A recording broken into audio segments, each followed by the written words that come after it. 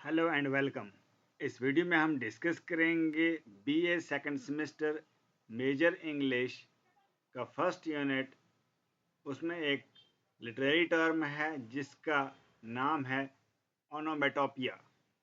Onomatopoeia और इसके examples हम डिस्कस करेंगे इस वीडियो में।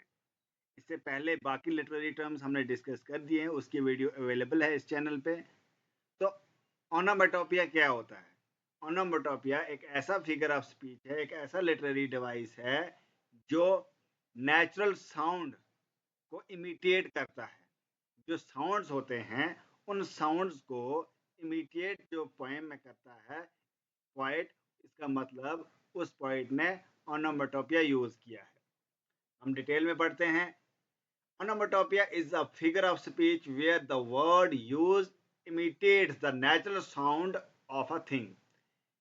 ये जो है एक ऐसा फिगर ऑफ स्पीच है जो क्या करता है, इमिटेट करता है, नकल करता है।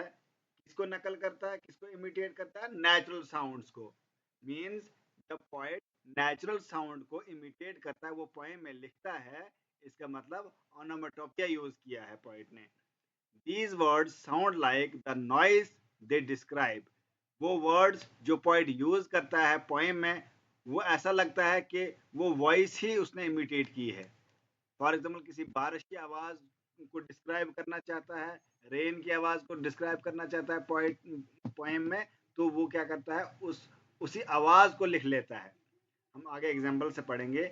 It's often use in literature, poetry and everyday speech to create vivid imagery और to engage the readers auditory senses. तो ये जो है लिटरेचर में यूज किया जाता है, खास करके पोइट्री में, ताकि जो रीडर है, जो पोएम पढ़ेगा, उस पोएम पढ़ने वाले के माइंड में एक रियल इमेज बने, रियल उसको जो है अच्छी तरह समझ आ जाए, उस तरह उसको वैसे ही समझ आए जैसे वो पोएट बोलना चाहता है, जो वो पोएट उस पोएम में डिस्क्राइब करना चाहता है नेचर को, और रीडर को वही समझ आए जो वो बोलना चाहता है। एग्जाम्पल से पढ़ेंगे। For example bell sound. जब बेल बजती है तो कौन सी साउंड होती है? Ding Dong.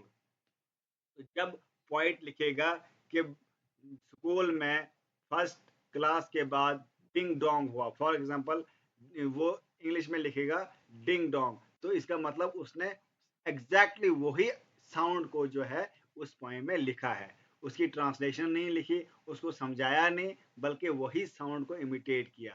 ठीक है। जैसे डॉग बार्किंग। जब डॉग बार्क करता है तो क्या आवाज आती है? वॉफ।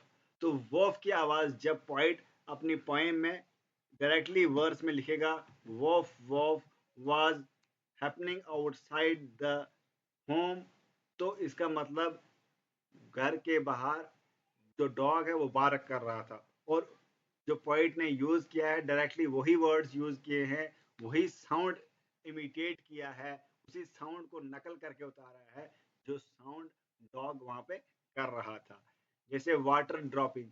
अगर वाटर ड्रॉपिंग की एग्जांपल हम लें कि अगर पोइट किसी वाटर के बारे में लिख रहा है कि water is outside, the rain is falling and the water from the roof is falling, drip drip drip, तो इसका मतलब ये इस तरह अगर पोइट लिख रहा है पोएम में, इसका मतलब वो क्या यूज कर रहा है? वो ओनोमेटोपिया यूज कर रहा है, क्योंकि ड्रिप ड्रिप ड्रिप जो आवाज है वो वाटर की आवाज है, वाटर ड्रिपिंग की आवाज है।